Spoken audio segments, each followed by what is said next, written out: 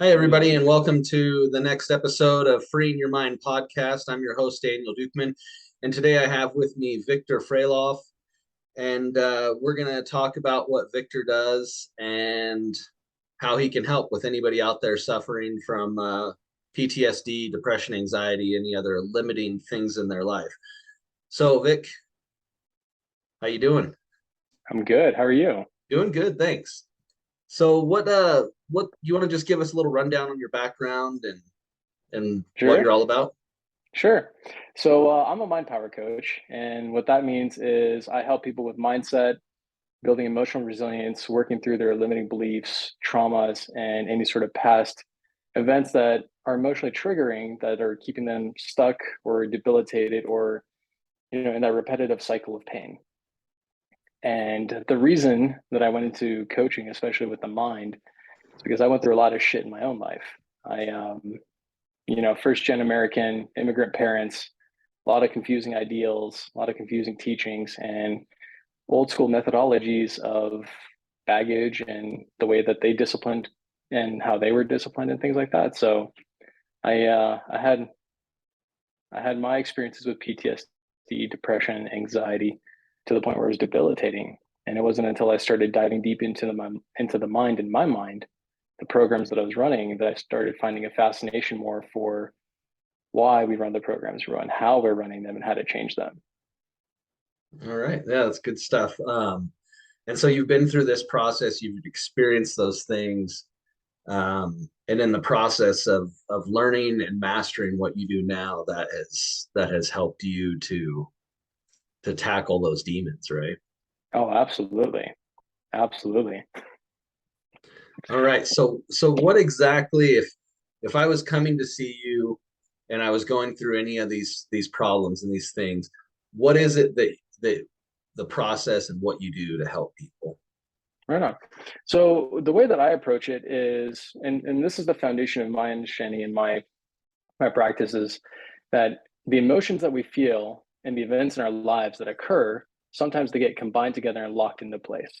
So for instance, somebody who's got PTSD, when they hear loud concussive sounds, might take them back to a war zone memory where they've had that experience where there was a loud concussion, a lot of emotion, whether it's frustration, anxiety, pain, whatever, and the stress of it all and all the trauma that was associated with it. So, say you lose a friend in the process, things like that. So, the way that I approach it is I take it very slowly. I peel the layers back bit by bit. I have a 12-week program that I run with folks, and we don't jump into the trauma immediately. We don't, start facing that head on. What we do is we start building up a foundation of acknowledging the elephant in the room, so to speak, or the demon in the closet, and then creating a battle plan or a direction that we want to go with it. So, for instance, somebody who has a lot of PTSD related to, say, a traumatic event in their childhood, we'll talk about it and we'll discuss how it appears, how they're struggling with it, and then what they want instead. What do they want to feel instead? How do they want to resolve it? And moving forward, what's the behavior or the program that they want instead of the traumatic recurring event and the associated behaviors with it. So then once we have a battle plan in place, we start doing a little bit of work. We start peeling back the layers of, okay, what are the emotions that are associated with it? Why are the emotions there? What triggered them? What caused them to stay there? What's unresolved in the process that's keeping them from being let go and returning that peace of mind to you? So I work with them that way. And then I utilize a whole bunch of different techniques from hypnotherapy to self-talk, psychotherapy, things like that, to help them further progress along the way into changing that belief, to conversing with that emotion in that event, getting something positive out of it, having a learning experience or just having an opportunity to say, I'm sorry, goodbye, and let it go. And then we start moving forward and say, okay, so moving forward, how are we gonna, what's the behavior that we want? And we start practicing that behavior in place of what was the old behavior.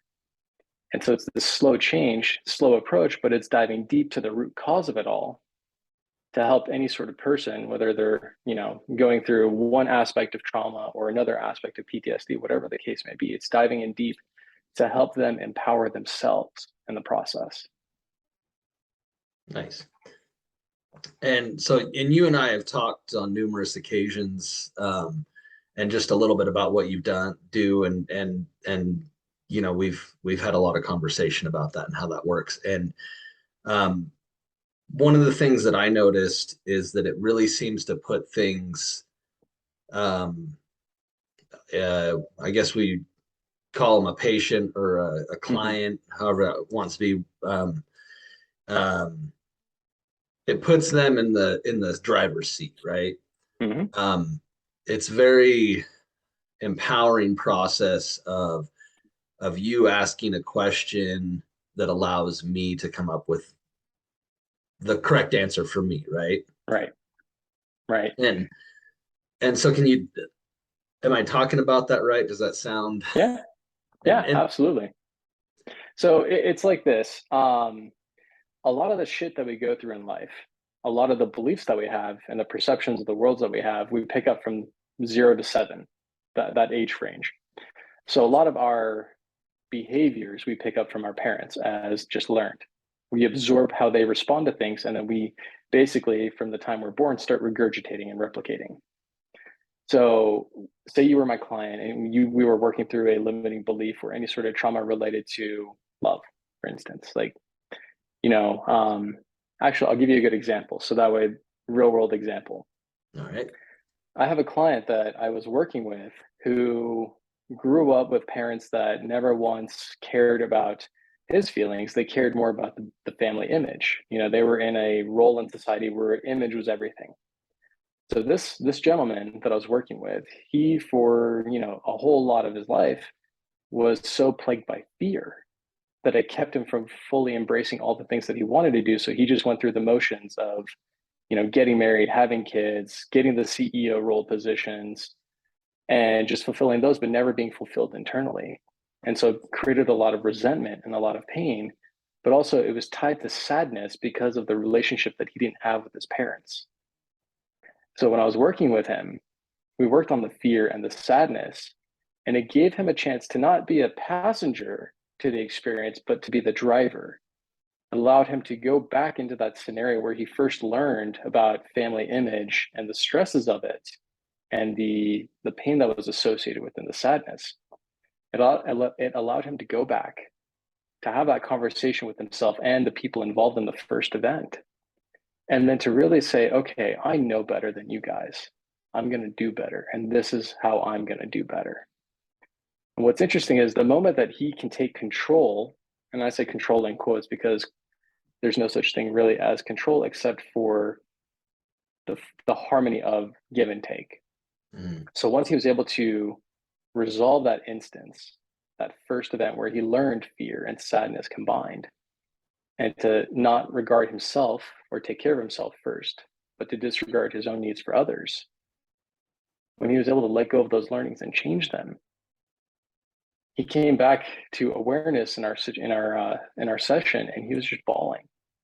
He's like 62 years old, and for the first time in my life, I feel like I can do what I want to do. It's fascinating how just giving us a chance to be the driver of the car allows us to heal and move on. Yeah, definitely. That's great. And it is true. Like when you come to that moment where you realize that you are in control as much as we can be, Mm-hmm. and you kind of step out of that darkness and into that light, Right. and you realize that that you are in that driver's seat, that it is your choice, and it's not Mm-hmm. somebody else's choice to dictate where you go and what you do and how you live your life, how you feel, Right. the emotions, all of those things. And that's just like beyond beautiful thing. It's amazing to feel that. It's amazing to see that Mm-hmm. as people emerge into that role. And just I mean, it's like shedding their skin and becoming a whole new person. Oh yeah. I mean, your story alone is a great example of that. You not for the sake of a bad what's that word? Example, comparison. It was like you emerged a brand new butterfly from your whole process. Yeah, it took time. It was work, Right. and a big part of this is why I'm doing this is because there is so many different things out there Right. that what you're saying may resonate very well with somebody, and they're like, "Yep, this is it. This is what I want to do." As far as a treatment plan, or Hmm. options to go through that and heal, where it might be something completely different for someone else. But because there's so many options, Right. I mean, it's like, we're on the topic of bad verbiage. Like there's more than one way to skin a cat, right? So, Right. so let's just lay out all the options on the table and pick the one that you think is going to work best for you, or the combination of them that's going to Oh, work best. absolutely. Absolutely. I love that statement where it's the combination of what works best, because there isn't just one solution that solves all. Mhm. It's a blend of things. There's 30% of this, 50% of this, and then 20% of this. And it's finding that harmony of, okay, this week I'm going to work on this, next week this, and then the following week these two all together here. It's a Yep, beautiful process.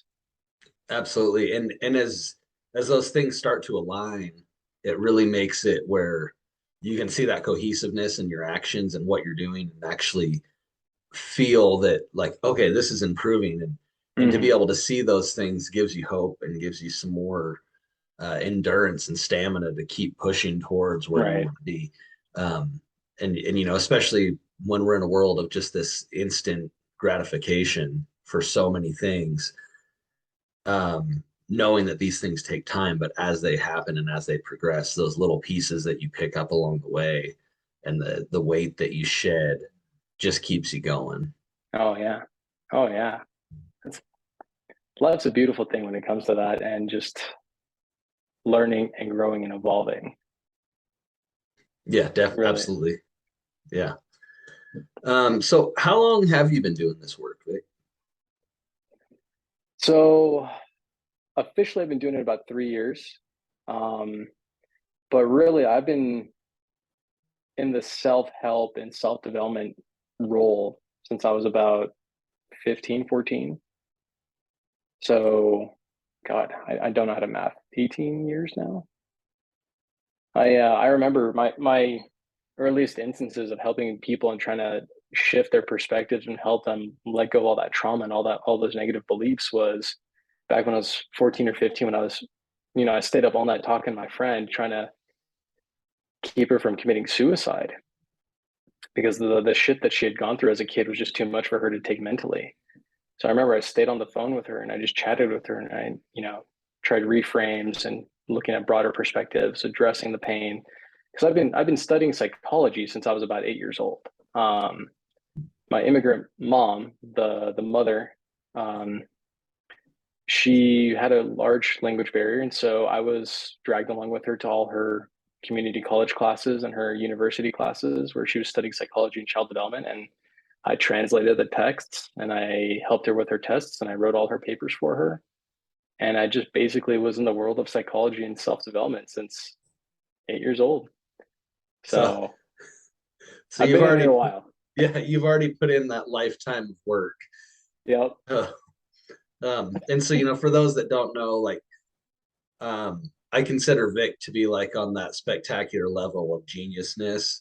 Because he just, like, the Too first kind. time that I talked to Vic was over a message, and I was like, I can't have a conversation with this guy because it was just too much for me to handle where I was at mentally. And then we met in person, and I'm like, oh, okay, I can do this now. But just listening to you work and watching you work with other people and the occasions that I've had to do that has been just incredible. And then even just Right. when we've hung out and the conversations we have, and the way that it's like you're always stuck in that mindset when you talk. Like you're very much like that's your language, and it's Mm-hmm. always, I can tell that whenever I'm with you, you're always like, what can I do to help right now? What am I doing? Let's help. And which is great, but it's definitely, I recognize you as a master in your craft because of Well, thank you. You are kind. that. You are kind. I aspire to learn more every day. And I would also challenge you and say, don't sell yourself short, because with your experience and your knowledge base, you are stronger in a lot of areas than I am. So I consider you a master of your craft as well, good sir. Well, thank you. Yeah, and it's all the desire here is all about helping people, and that's Right. the business that you're in. That's what I'm doing, and certainly want to help people any way that we can. Right. Um, as far as um, so you said it was typically a 12-week program Hmm. that you do. Um, how is it that you do those? Are they all in person? Can you do them remotely? How does that work for you? So it depends on basically the client and where they're at. A lot of my practice is over Zoom because a lot of my clients are a great distance away from me. But I also have had occasions where clients have driven to me to do the in-persons. And as you can see, I have a couch and a blanket back there where I have those in-person sessions. And essentially, it's just adaptable based on their needs. I do one-on-ones, I do one-on-twos, like, couples and type of couples therapy and communication, as well as groups. And a part of what I'm launching this year again is doing a group program over a course of 12 or 24 weeks, helping them not only, go through limiting beliefs and removing those, but also making those radical, massive goals and going after them to accomplish them within a 6-month period. So my approach is varied and it's flexible depending upon who I'm working with. Okay, great. Yeah, so let's talk a little bit more about your program and who that can help. Sure.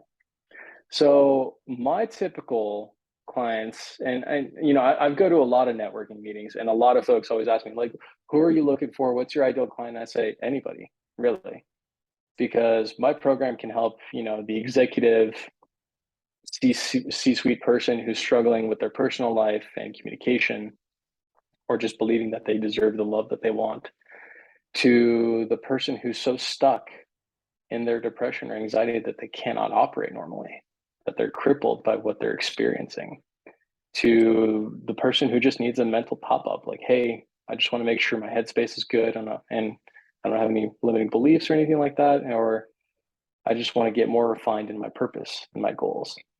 So the client base that I work with is often just whoever is, one, going to show up and do the work, and two, willing to change. Because from that point on, they're 100% committed, which means they're gonna be all in into the process. So mentally, they're not going to stop themselves or self-sabotage or prevent themselves from achieving fully what they desire. But my favorite clients are those who, they have a little bit of fear mixed in because they can sense their greatness. And for me, it's always a wonderful experience being a guide for them because I as a coach, you're not there to show them the solution. You're there to help them and guide them through to the solution. They Mhm. come up with the solution themselves. So it's always fun for me where you have that client who's got a little bit of fear or a lot of bit of fear for the greatness that they want to experience and step into. And then over the course of time, as they're going through the program, as they're getting challenged to change, to grow, to move laterally, and to shift their perspectives, and to shed those layers of BS or pain or limitations, when they have that aha moment where they're like, I'm a fucking badass. It's like, yes, That's the you one. are. Yep. And every client that I've worked with has that moment. And it's a beautiful thing. It's like, for me, that's the bread and butter. It's like you can be anything and everything you put your mind to be. That's my favorite client. Nice. And I think you said a couple things there, like about the people that are willing and are Mm-hmm. committed and that are seeking that change. Um, if you're on the fence about treatment, you're not going to do anything. You're just going to sit on that Right. fence, and Mm-hmm. eventually you're just going to become one with that fence. You have to take action, Mm-hmm. and that first step is often the hardest part. For me, it was the hardest part. For many people that I've talked to, that first step of just saying, "Oh, okay, yeah, I got to do something." Mm-hmm. Um, and you know, if you're anything like me, you're a stubborn person, and it took a lot. I mean, like my ex-wife was like, "Hey, you do something. You need to do something." And I just really didn't want to. I knew what was wrong. Like deep down, I knew what was going on. Um, any fool can WebMD some symptoms and get a halfway decent, Right. diagnosis of what's going on. But internally, I knew. But it Right. was it was being willing to take that action. And Right. so, if you're willing to take that action, the rest will follow. But you have to be Mm-hmm. committed to it. Oh And yeah. it's okay to have fear because I went through much of my treatment skeptical. Hmm. And some things didn't work. Some things just kind of got me to a point and we plateaued. Other things I went into like, ketamine was just like, yeah, okay. So we're just gonna get high. Cool. And you know, that'll we'll talk more about that like in depth in a later episode. But it sometimes you got to be skeptical. You got to have some fear, and that's okay. Right. Um, you know, you can be skeptical, but be willing to listen and learn and grow Hmm. from those experiences and from those things that you're going to try. Because in the end, you're doing this for yourself. You can say that your why is for your wife or your kids or your mom or whoever, but if you're not willing to do it for yourself, there's no point in doing it because you can't grow and you can't become better without loving yourself. It's true.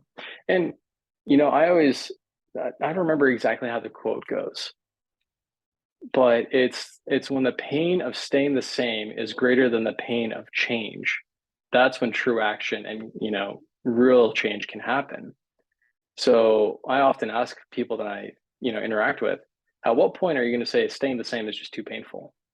Because, like you said, sitting on the fence ain't going to do you shit. Yeah, yeah, exactly. I love that.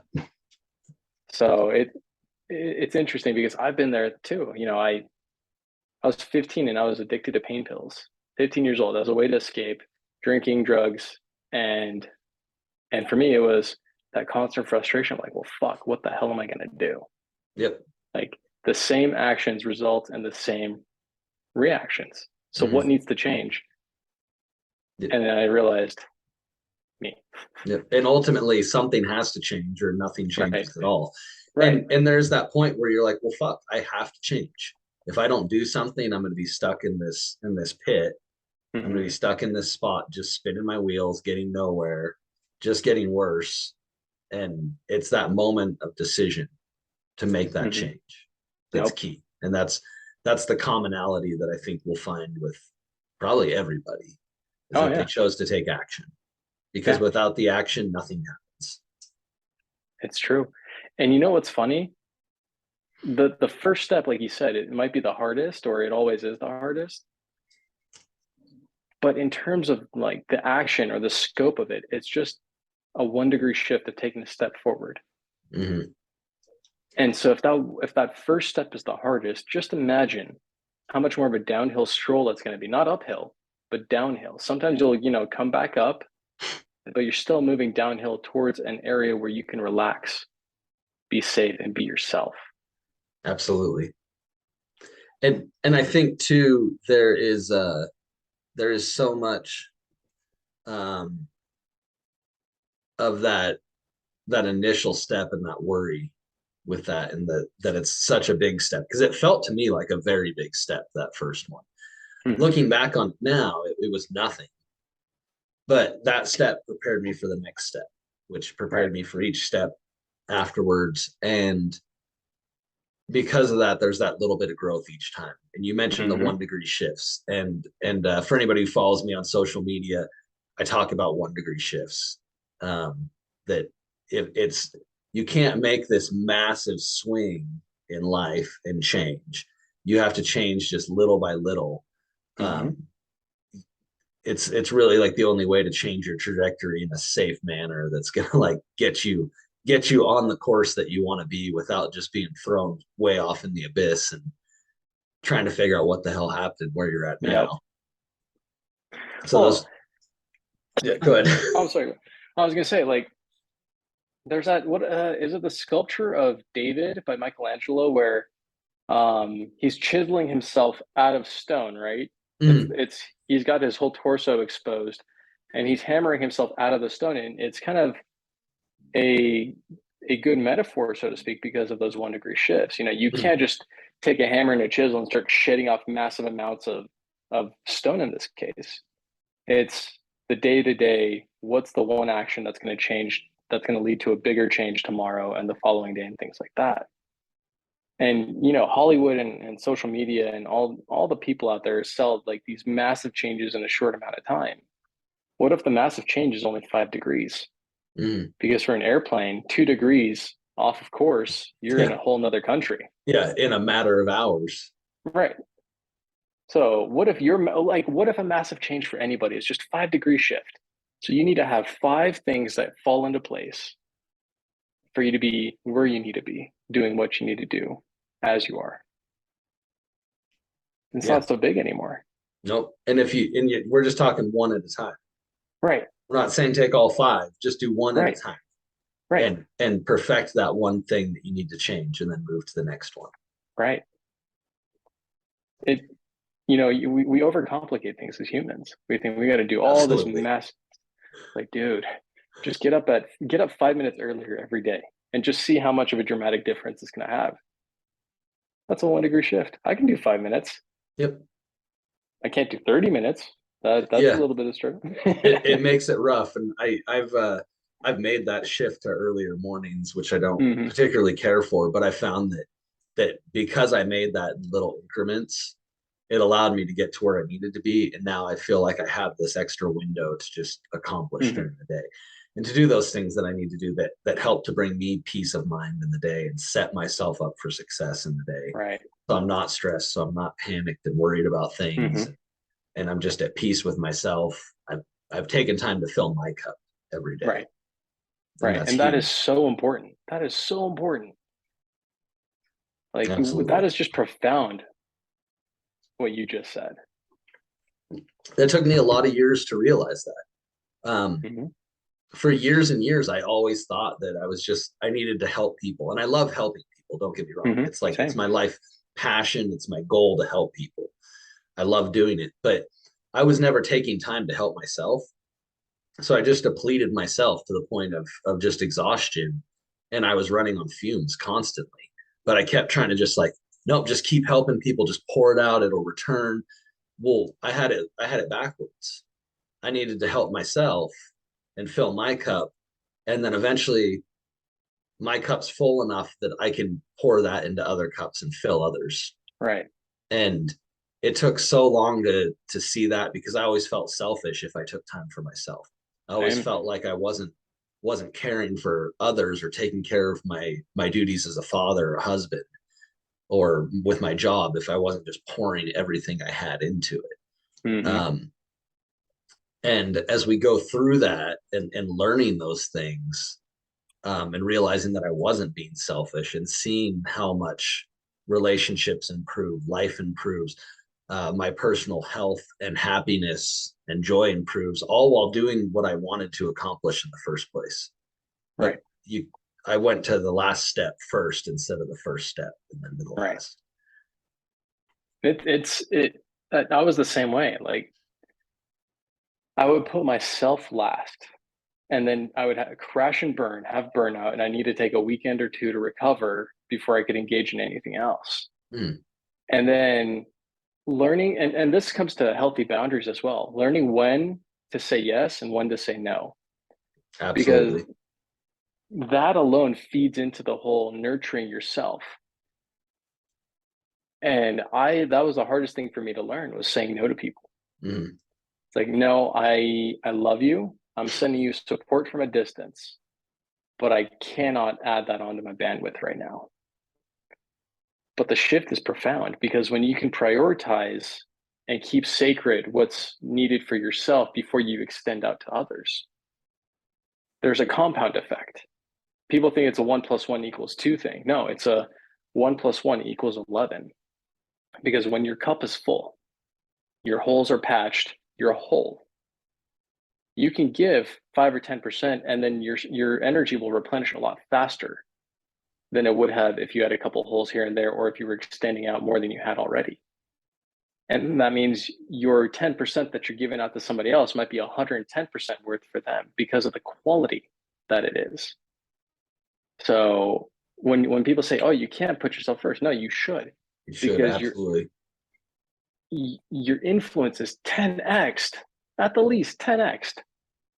You can, right now, as you are going through your routine and prioritizing yourself, how much more effective are you whenever you help others? Oh, it's hugely effective because I don't dread it. Right. When I get something thrown on me, if I do dread that, and knowing that it's something that I actually have to take care of, it's because I didn't take time to take care of myself first. But when I go through this routine and I take that time to fill my cup every morning and to put myself in a good mental space, it just allows me to flow with it. It's not a Mm-hmm. problem. It doesn't disrupt me. It doesn't throw me off course. I don't get a ton of anxiety from it or panic about, well, how am I going to have time to do this because I had already planned to do this. There's there's no contention associated with it or anger because suddenly I have to deal with somebody else's shit that I hadn't Right. planned on. It's just it's able to just happen and flow, Mm-hmm. and there's not a care in the world about it other than, well, I love helping people. It's what I want to do. It's what I've always done. I've built a life around it.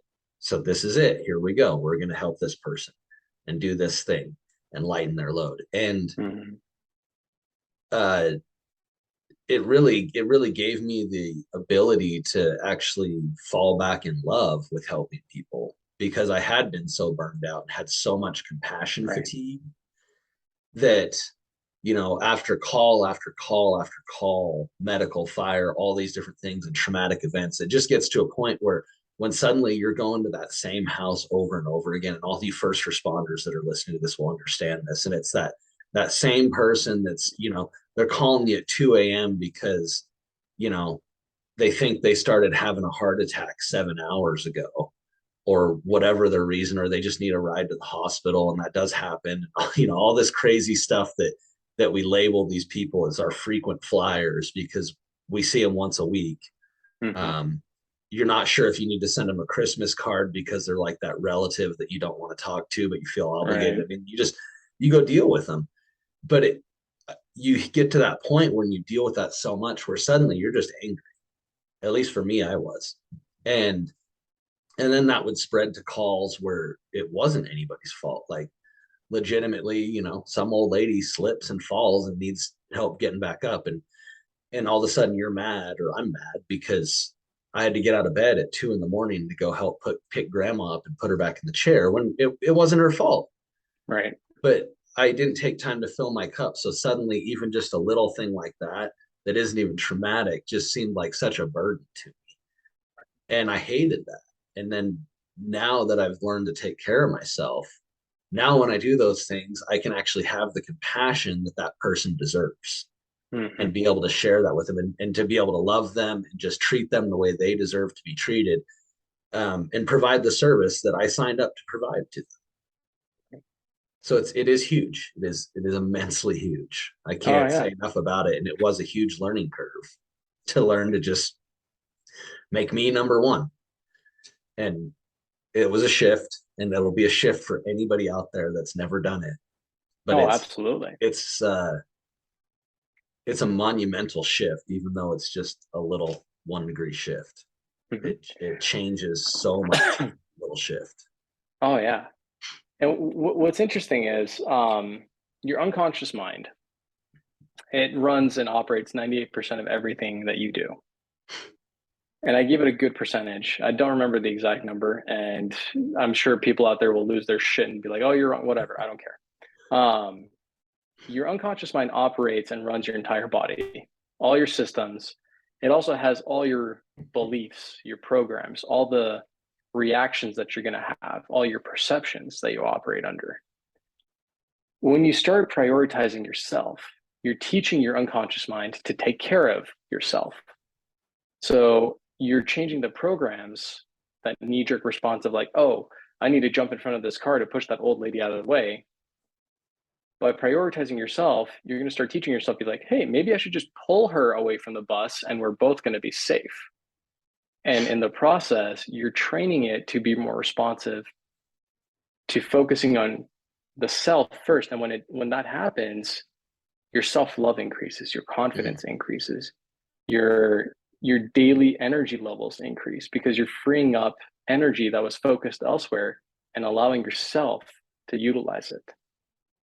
So there are all these benefits, but from a you know subconscious energy mindset standpoint, the moment you start prioritizing yourself, you're unlocking your full potential. You're unlocking everything that you're capable of because you're saying to yourself, it's okay to be first. And when you're first, you are more capable of pulling others with you, bringing them up to your level, not being dragged down to their level or pushing them above yours. You're literally leading the pack, so to speak. Absolutely. And it's such a good thing. Like Mm-hmm. I can't say enough about it because I was skeptical for a lot of years Right. as I went through the process. But as you start to see those things, they do come and they do get better. Um, Everything sort of gains its cohesiveness, and you start to take on that new self, Right. and it is wonderful for It sure. is. We are beautiful people. Like we are beautiful. We just got to accept that about ourselves. Say, you know what? I'm okay saying no to you. I'm okay taking that extra 30 minutes of just, God, I don't know, doing my makeup. If you're somebody who does makeup, like just spending 30 minutes to feel 100% yourself.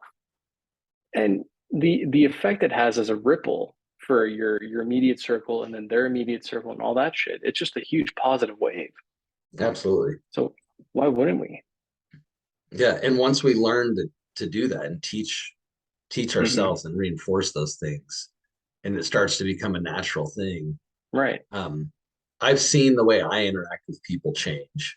I've Mm-hmm. seen um, where I've removed myself from certain people because it was nothing bad about them. It just they weren't doing the things that were helping me to have a full cup. They were depleting me. Right. And it didn't mean that I loved them any less or cared about them any less. It was just time to give them space and just accept that if they need me, I'm going to be there for them as much as I can. But Right. I'm not going to allow them to drain me. I'm going to do the things that I need to do to to surround myself with the right people.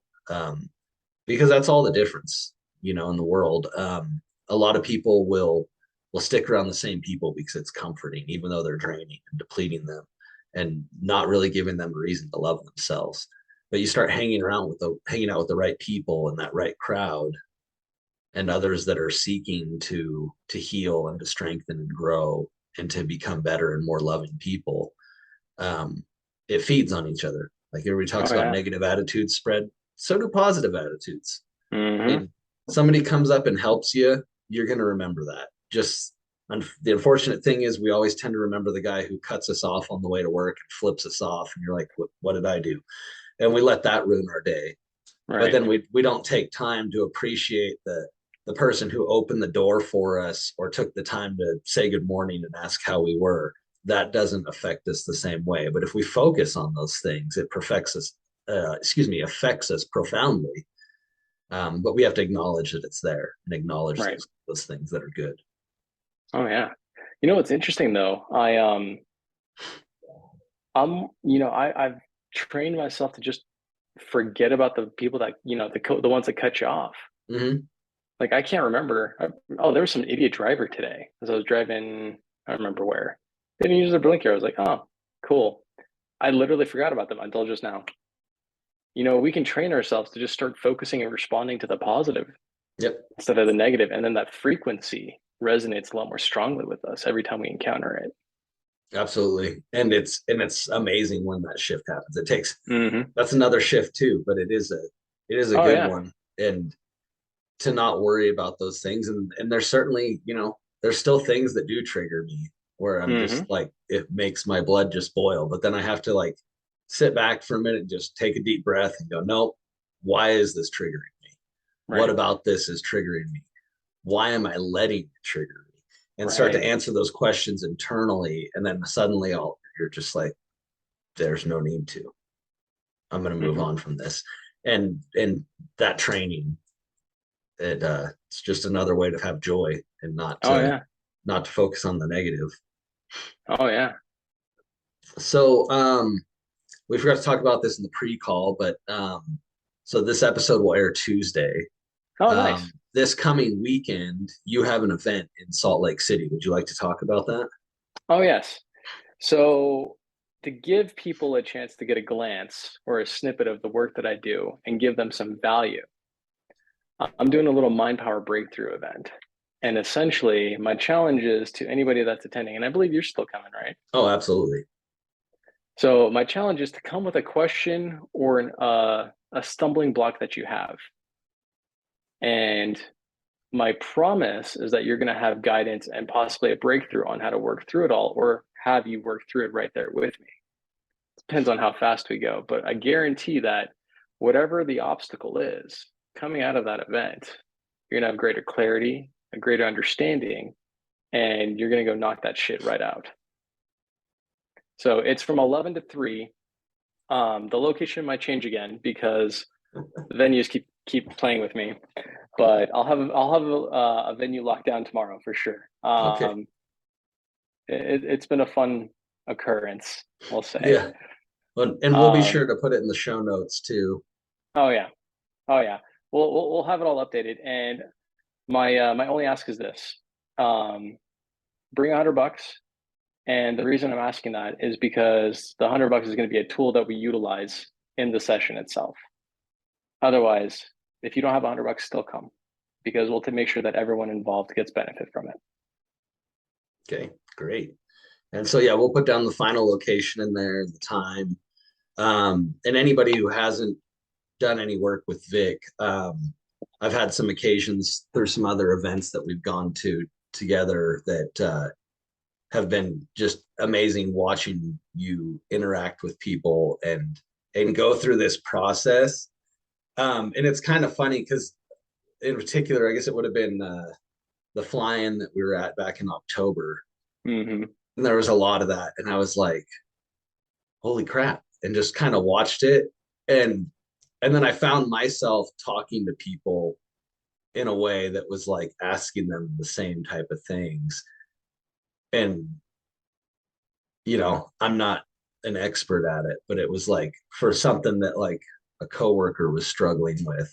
And Mm-hmm. suddenly they were just like, you just see like this something clicked, and you're just like, Mm-hmm. okay, cool, and just left it alone. Um, but it's a remarkable way to see that process happen, to see that light come on with somebody when suddenly I mean, you're just helping people to answer their own questions. Right. And I mean, on its like most basic level, but it's not something that I could just go and start doing, or most people could just walk into a room and just start firing away. But it's an amazing thing to see that, and then to be on the end of that where you have a question or a stumbling block, and to come to that answer that you've been looking for. And I mean, it's almost kind of like a well, duh moment, or at least it was for me, where I'm because it's there. It's like innately Right. it's there in your mind. It's just buried and clouded by all these other things. Mm-hmm. So I think it's a pretty awesome thing. And if you have an opportunity to go, you should definitely check it out. Um, so what would your message be to anybody who's struggling with PTSD or any of the associated things with anxiety, depression, any other mental health issues? I would say the message that resonates strongly with me and that got me through it is that there is a ray of sunshine through all the clouds of whatever it is that you're going through. Sometimes it doesn't appear in the way that we would expect it to, that aha moment or that one day where we just wake up and it's gone. Sometimes we have to trudge through hell to get to that other side of the hill to see the sunshine.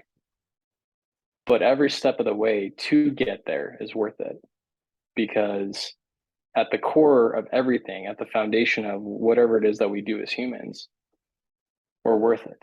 We're worth love. We're worth peace. We are worth having support and somebody care for us. We're worth having everything and anything that we dream of. And I would say that you, the audience, are worth it. No matter what you may think otherwise, you are. At the end of the day, we're all trying to do the same thing, not just survive, but thrive. So I hope this helps. You might That's have some awesome. different thoughts. That's awesome. I love it. And it's true. It's absolutely true. It's all those things that we've talked about. Mm-hmm. And I do truly believe that anybody can thrive.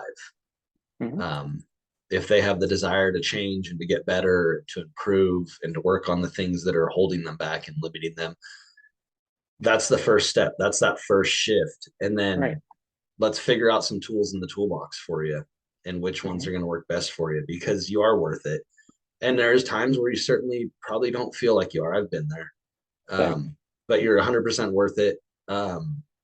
There's more people that deeply and innately care about you than you'll ever know. And um, they want you to thrive as well. And so, yeah, that's like just such a beautiful thing right there, Vic. I mean, it Nice. really is. And it's, that's what I'm doing this for. That's why you're doing the things that you're doing. That's why we're here. No, absolutely. We're changing the world one person, one listener at a time. And that's all we Absolutely. could ever want. Yep, that's the plan, right? Just hoping that one person hears the message or watches this and it resonates and that they decide to take action. Absolutely. So, how can people find you? So I'm on a few platforms. I'm on Facebook and Instagram. I think my Instagram handle is V Fralof, just my first name initial, and Fralof my last name. I've also got a couple websites. So I've got ascendconsulting.info and I've got vicfralof.com. And both of those, I do both the corporate and the personal development stuff. So if you guys want to reach out to me, any of those platforms, even on Facebook, you can just slide into my DMs and say, "Hey, Vic, I really would love to chat." And, I always say you're always welcome to call me, text me, reach out to me. And I've had a couple of people ask, "Well, what's your hourly?" Like if I were to do a one-off, things like that. And I tell people, listen, I'll give you help regardless of if you can pay or not. If you want to invest in yourself and the program that I've got, great. If you just need someone to talk to, I'm here. So I welcome anybody and everybody to reach out and connect with me there. Awesome. Sounds great. And I will put your contact information in the show notes Sweet. as well. I'll get that going. And do you have anything else that you'd like to add or say? Any final thoughts? I would say this. If you can't believe in yourself or believe that you're worth it, believe that we believe it. Because you and I can see something in others that they may not yet see. But relying on somebody else's vision can often be a strength that we're all in, brothers and sisters, we're all in this together. So leaning on somebody else's shoulders is not a weakness, but a strength. So if you need to lean on somebody, lean on us. That's what we're here Absolutely. for. Absolutely. Love it. So yeah, thanks again, Vic, for coming on again. Vic Fralof. Check him out, Mindset Coach. I'll put all his contact information in the show notes. And I appreciate you guys tuning in. And as always, love you guys. God bless. And until next week, take care. Thank you.